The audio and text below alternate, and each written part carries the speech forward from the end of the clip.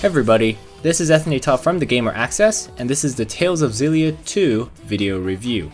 Things can change a lot in 1 year, other things hardly change at all. In the video gaming industry, having a fully fledged sequel come out only a year after its predecessor is an increasingly common and worrying trend. Here we have Tales of Xillia 2, the direct sequel to Tales of Xillia that was released last year. Is it a new sequel as we understand the term, or just a nudge?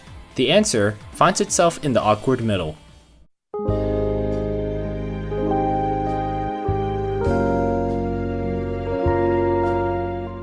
Taking place a year after the first Tales of Xillia, the nations of Olympias and Rize Maxia are currently in a state of building peace and relationships.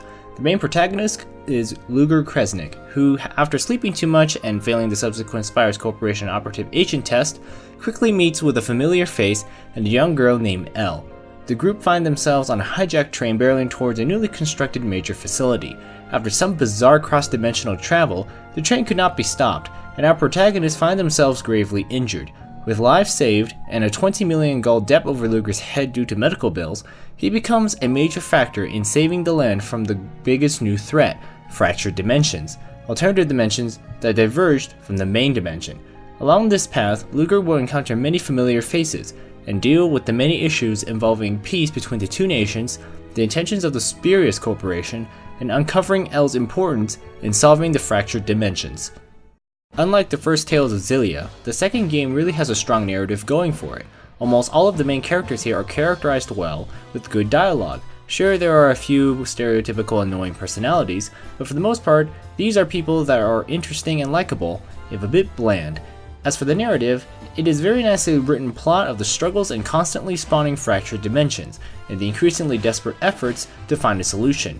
Throughout the main story, there are also side character story missions that provide more insight on the main characters. It is a nifty background building element of the plot. Skits are still here, and they're as entertaining as ever. Oh my, Luger. Are you hitting on me? You're hitting on her? Huh? Calm down. She's obviously joking.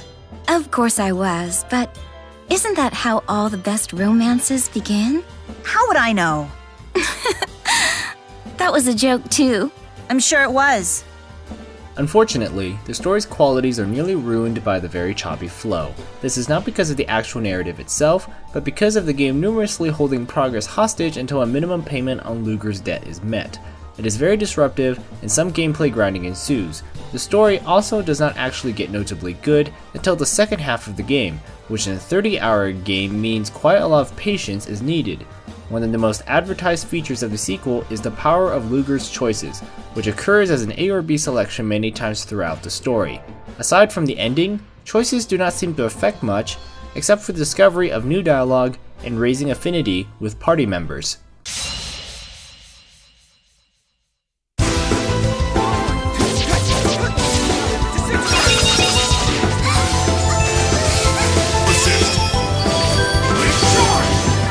Tales of Xillia 2 combat is very much the same as in the first game.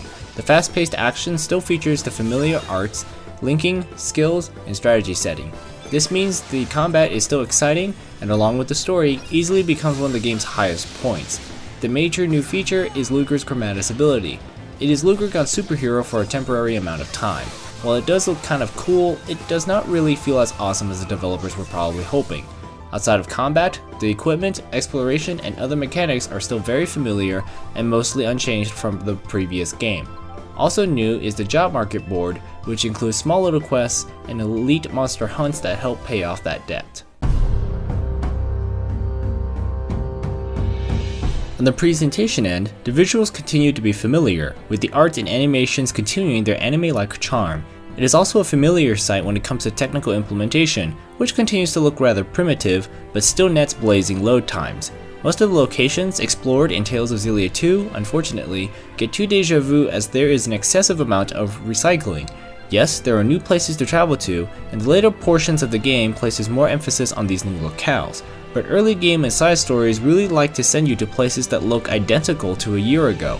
As for the audio, there is a mix of new stuff and recycled stuff. Voice acting retains the same level of quality as before, and the music maintains the same style. And going along with the intense combat and effects, the sound effects continue their intense nature.